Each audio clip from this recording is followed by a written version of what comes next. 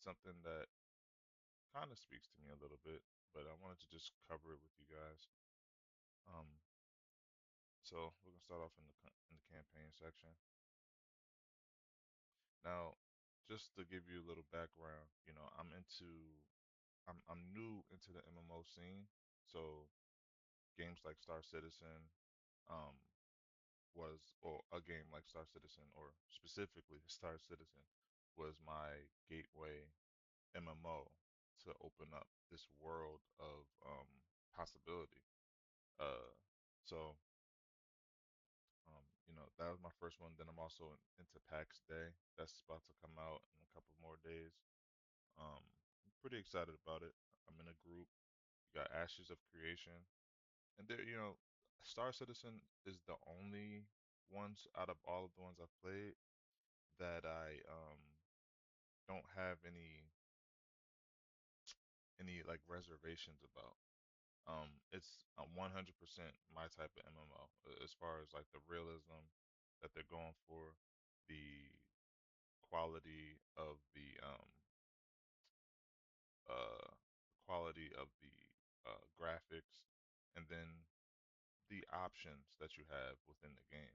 It's a very beautiful game. Your ships are beautiful. Like the attention to detail is next level. I don't think a game like that would ever have been possible if it were funded under any other format. So, putting all of that to the side, I've just been constantly looking around on Kickstarter trying to find a campaign that is trying to do what Star Citizen has, or is what Star Citizen is doing, um, just in a different, with a different theme. I would love a, uh, medieval kind of game that's as ambitious as what Star Citizen is trying to be. So, I found this one. It's called Legacy of Valor. Let's go ahead and watch the video. Oh, hold on 1 second. Gotta change this over.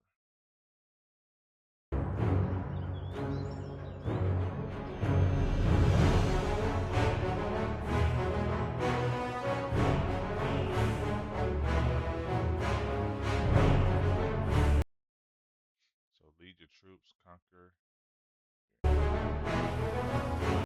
Now, of course, this is super, super, super early stuff, right? This is just trying to convey the concept they're going for, but I wouldn't trust any of the graphics or, you know, um, whatever you're seeing here. I don't think this is, you know, an indication of how far they are. I think this is more of a, you know, foundation.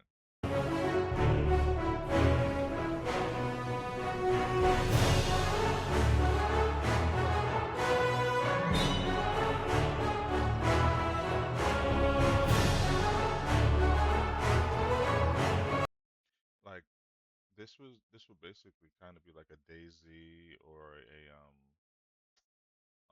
a Scum with but just set in a medieval time. Well, maybe not as deep as Scum is, but um yeah, this would be really cool to amass a huge army like this and conquer another kingdom or something. That'd be pretty epic. And then if you want to go a little bit into the sci-fi realm, like let me just put it like this. If there was a not Dungeons and Dragons, what is it called? Um oh my goodness, I can't believe I can't think of the name. Oh my gosh, what is it called? Uh, it escapes me right now. But it's the it's the world where you have Jon Snow and all the dragons and dang, I cannot believe I can't think of it. Game of Thrones. Goodness. Yeah, so Game of Thrones, um, a MMO set in the Game of Thrones world would be incredible. because you could encounter dragons, you could like try it, and the dragons will be extremely rare, and I think it would be incredible if only one person, not a group or a clan, but one person is able um to claim a dragon. So, and I don't know. Anyway, let me not get off topic too much.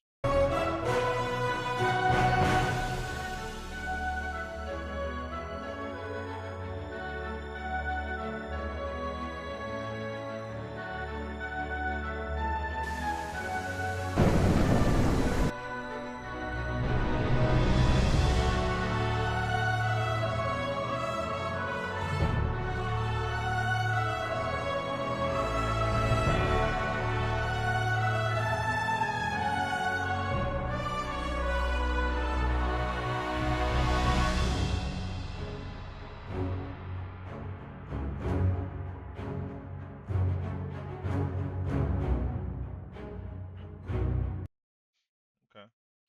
Um, what was that noise? Yeah, that was my nose. Okay. So, Legacy of Valor, build your kingdom, fight for glory, and forge your legend. The thing that appeals to me is statements like this: limitless sandbox. Um, and so this says that your Legacy of Valor is a grand single player co op medieval RPG that blends castle building, territory management, large scale battles, and a sweeping narrative into an unforgettable experience. Set in a realistic Middle Ages realm torn by ambition and conflict, you rise from nothing, only to risk it all. Will you rebuild your ancestral castle and protect your people as a beloved lord, or burn the world as a dreaded warlord? The choice is yours, and when the story's final chapter is written, a limitless sandbox mode opens, letting you continue to expand your domain and shape the world long after the main quest is over. So it sounds like you start in a campaign and you can go solo or co-op, and from there, once you complete that campaign or what have you, the next step is the sandbox phase where you can just, I guess, continue to live out your uh live out your will in the world that's shaped by your decisions and other people's decisions. It seems like that's interesting, but I wonder if that's a turnoff for people who just want the sandbox. They don't want to like necessarily do the campaign. I don't know.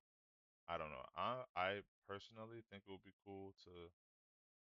I think it would kind of create an immersion factor, but I feel like that's two separate games, right?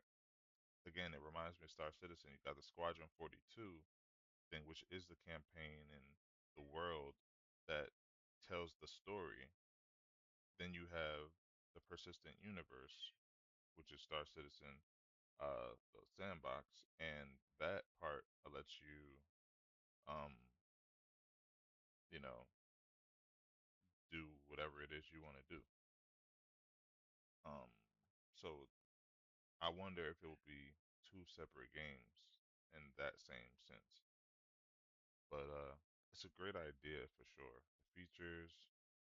So I know in the video it said something about it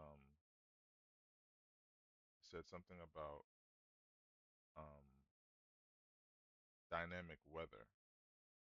So I'm just curious. So okay, it says build and manage your stronghold, lead armies in epic battles, shape your story, craft, trade, thrive, endless sandbox adventure, stretch goals. Okay, here we go. So right now, this game has raised around 30,000 if I'm not mistaken.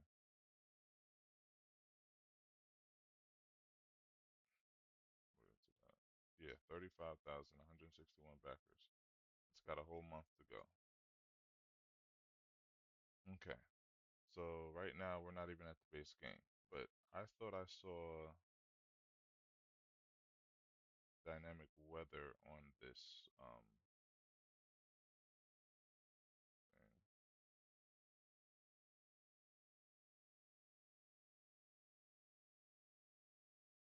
thing.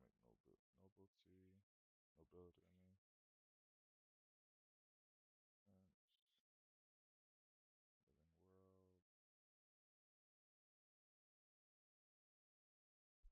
Okay, so I must have been mistaken. It's a part of the base game.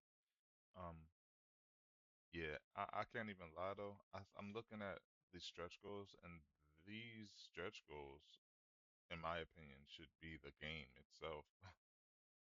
Um, oh well, okay, yeah, no, I saw it right here. It says dynamic NPC schedules, but it talks about weather, and I guess that might have been what I was thinking was something else.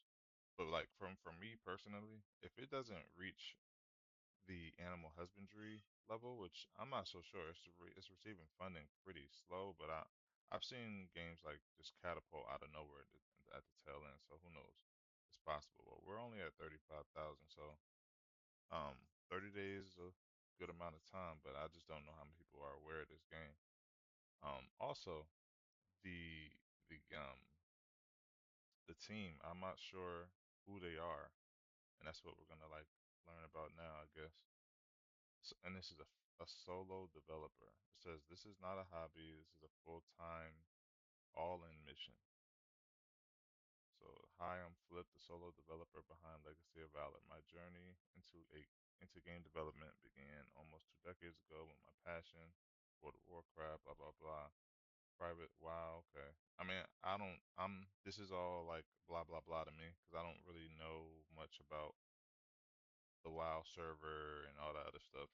Um, but and I know WoW is World of Warcraft. I'm just saying I've never played it, so I don't have that connection to understand the groundwork he's trying to lay. I get that he's saying that he has experience playing MMOs and um, he's just trying to make that connection. But see, a game this like ambitious, I guess, being led by a solo developer who is not like, well, let's just finish reading. Studied information technology, blah, blah, blah. I've been active in IT development for 16 years, combining my education, hands-on, over the years, gained skills in small teams, organizing workflows, and time management. Uh, uh, so close it up for me. Um, okay, over the years, I've also gained skills in leading small teams. Mm, abilities I plan to put into practice as Legacy of Valor grows into a 10-person team. So you think you're gonna get all of this done with a 10-person team? So what I enjoy most is that I genuinely love every part of development, coding, design, world works. In 5 years, my vision is clear. Legacy of Valor will be released, loved by players, and supported by a fully functioning studio that continues to build new worlds together in the community. Hmm. Yeah, this doesn't seem very uh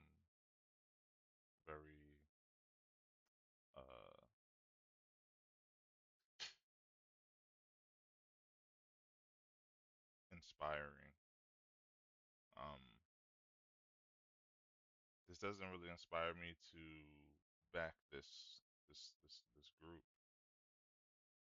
I don't get me wrong. I would support this project, just not at not at the scale that that I would if it were a different person who's got much more experience, right? And I don't even know how much he's put into the game in terms of finance. I don't know what kind of, personal investment he has in this game, so um and then you're talking about a 2020, basically a quarter one 2028 release. So this, when you have a time frame like that, and maybe this is what he's talking about for the base game, but that just doesn't sound like a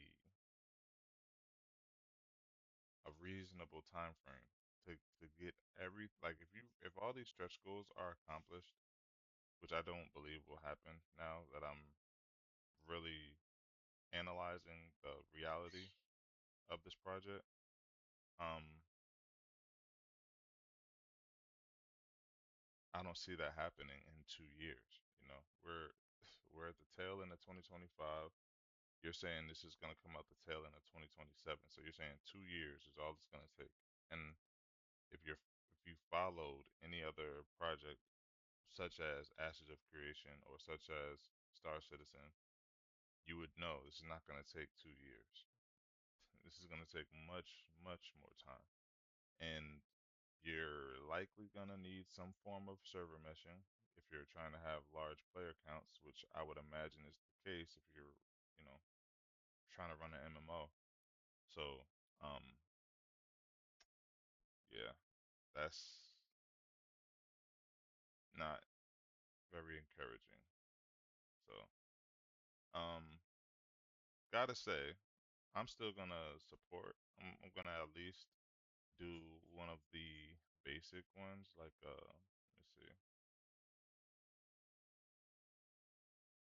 I want a base copy of the game. Okay, so for $50, you can get a copy of the game. So yeah, I'll likely be a knight in the game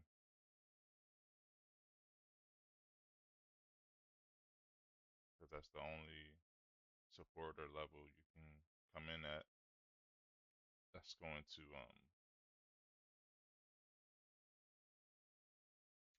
yeah, see, that makes it even harder because let me see, what would the math be if they needed to if they wanted to raise $1 million, right? How many people would it take?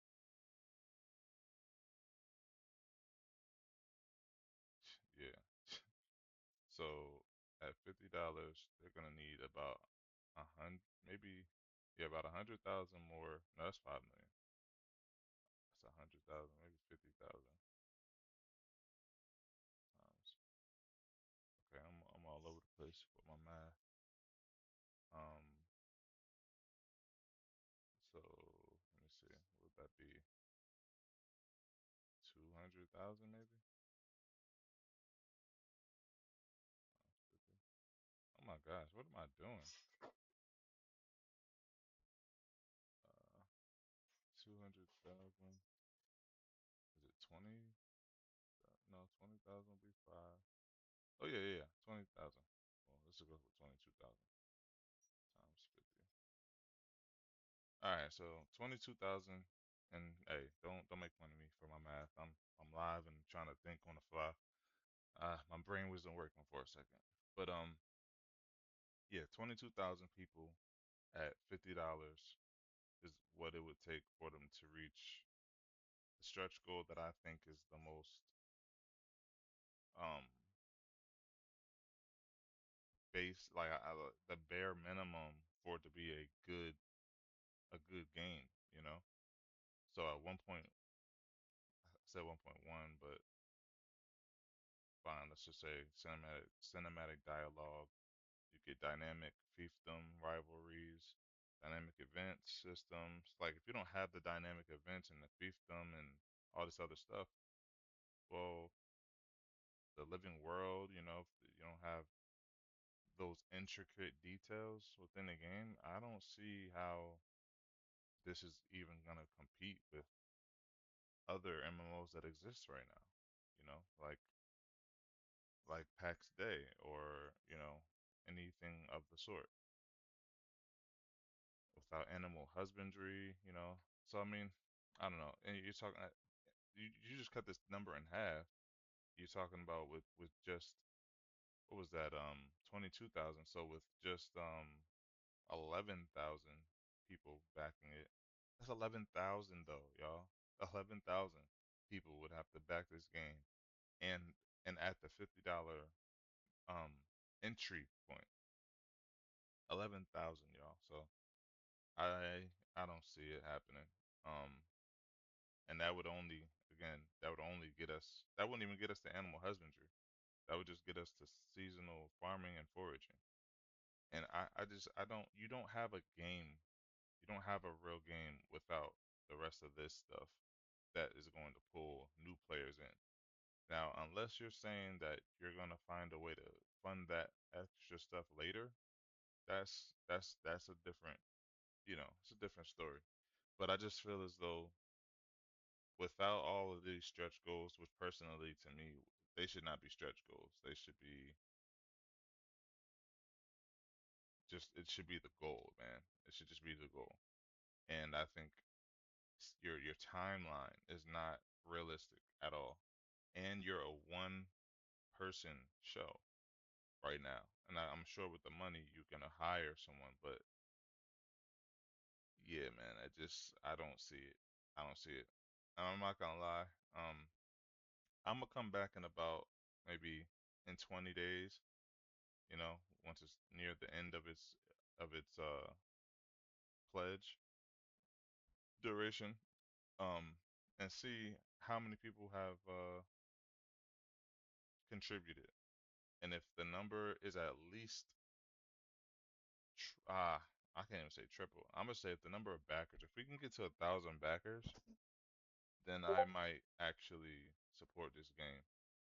But after talking it out, like I don't see myself backing this game unless there is a substantially higher backer count. And I mean substantially. We need this backer number. Honestly, it needs to be above 5,000 to truly have a chance of at becoming like something special.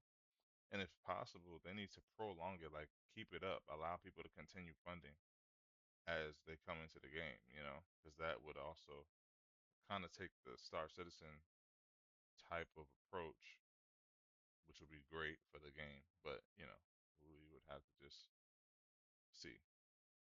But anyway, that's that. Um, you guys let me know what you think in the comments about this game and if you think it's something that you would support. Um, and let me know if you disagree with anything that I've said along the way. Um, but before we end this video, I want to go back to what I was talking about with the whole Game of Thrones idea, right? Could you imagine an MMO that took the idea of Game of Thrones and made it a game where you have all of these different like one, you have this gigantic world, right?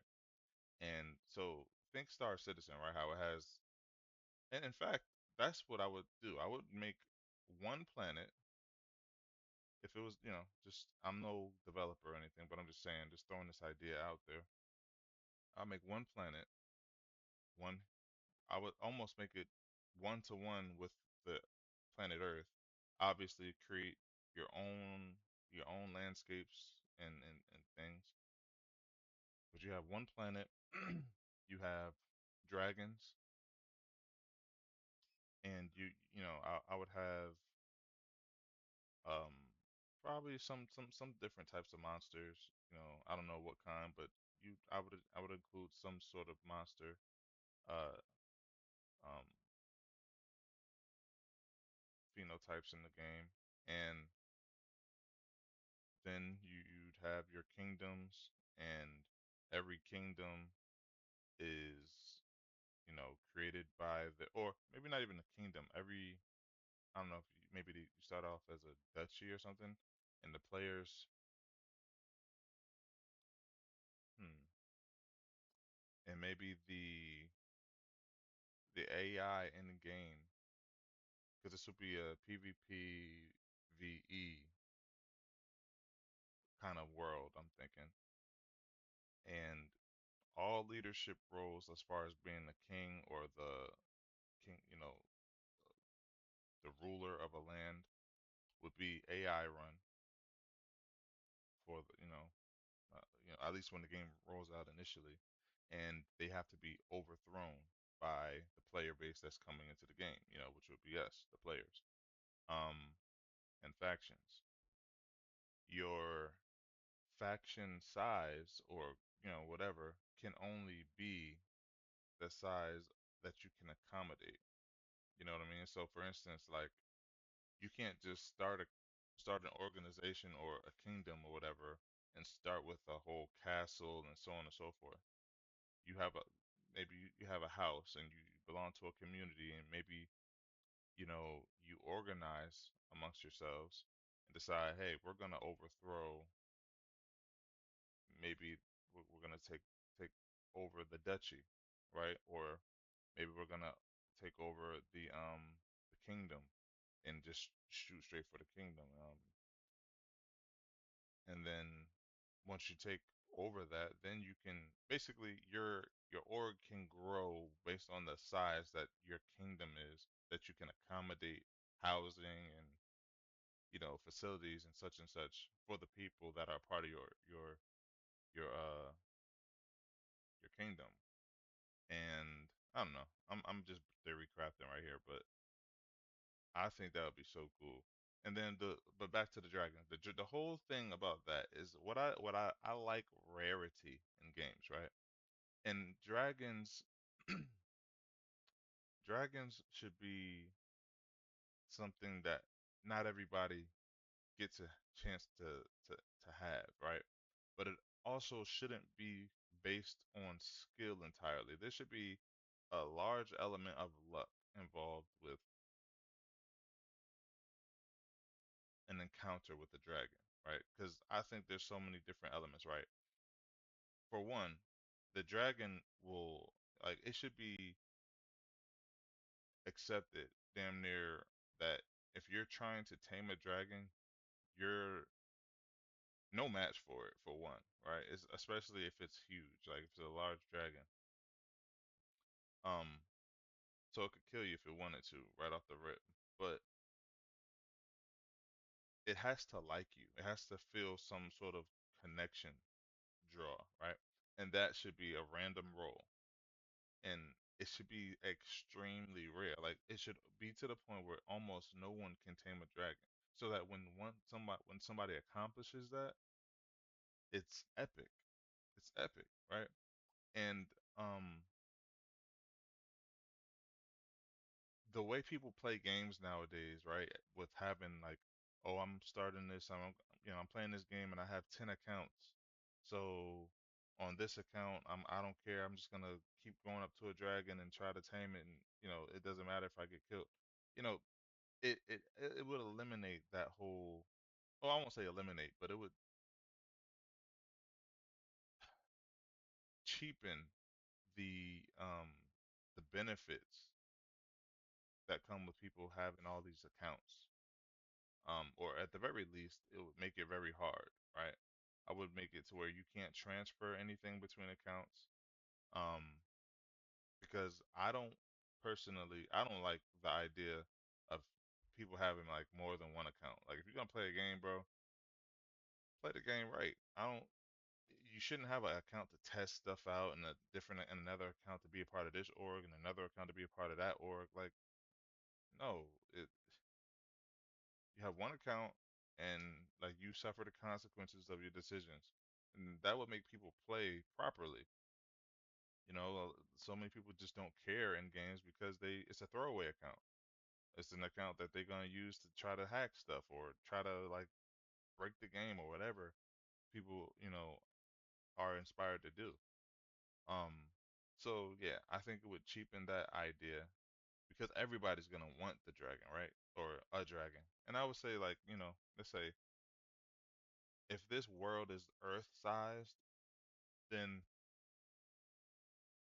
maybe you make about 1,000 dragons, right? Maybe you say there's a total of 1,000 dragons, and um, each like, hmm, let's say in varying ages, right?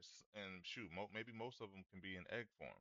Maybe now raising a dragon may drastically increase your opportunity to have that bond with the dragon. But then obviously it's gonna take forever for that dragon to hatch for one, and for it to grow. So I would say like time in the game would matter so much. Like for instance, let's say a egg, right? An egg can lay dormant, so it could never hatch, or it could take an egg 100 years in game to hatch. Um, so and I guess that would make having think of Crusader Kings, like how when you die you have your heirs. So and that's on some level I think what Star Citizen is wanting to do too, like having your next character be an heir of you know the previous one that just died. But yeah, if you had an heir and you're married and such in the game, you have a kid, and that kid is your heir, and they maybe the AI controls the growth of your kid in the game, and so on and so forth. All that would be really cool. But let me not get too lost on that. Point is, it takes a long time for an egg to hatch, 100 years, roughly, right? It could be a little more, be a little less, but 100 years on average. When it hatches, it's extremely, um, I don't know, fragile, of course, and you have to, you have to take care of it. You have to make sure it's eating right, and every dragon would be different, right? So, and I do mean every dragon would be different. Some would prefer cold weather, some prefer very hot weather, some prefer humid climate, some prefer dry climate, perhaps. Um, some only want to eat seafood, some only want to eat uh, you know, um, meat, some may be herbivores. And I'm just obviously there'll be different traits associated with the diet and the region and so on and so forth of the dragon. The scale design, or not design, but the way the scales would look, or what the scales may feel like, or what the dragon may be capable of, whether that be poison breath or freaking fire breath or ice breath or some sort of like beam thing. I don't know. But bro, oh my gosh, that would be insane. But anyway, I'm no game developer, right? I'm just theory crafting. This would be, I think that a game that could do something like that would be epic. But anyway, again, let me know what you guys think in the comment section. Thank you for checking out the video. Yeah, let's see if this game gains any more traction. Let's see also real fast if it's gotten any pledges since we began talking. No, it has not. Okay. Well, all right, y'all. Till next time. Critical Beard out.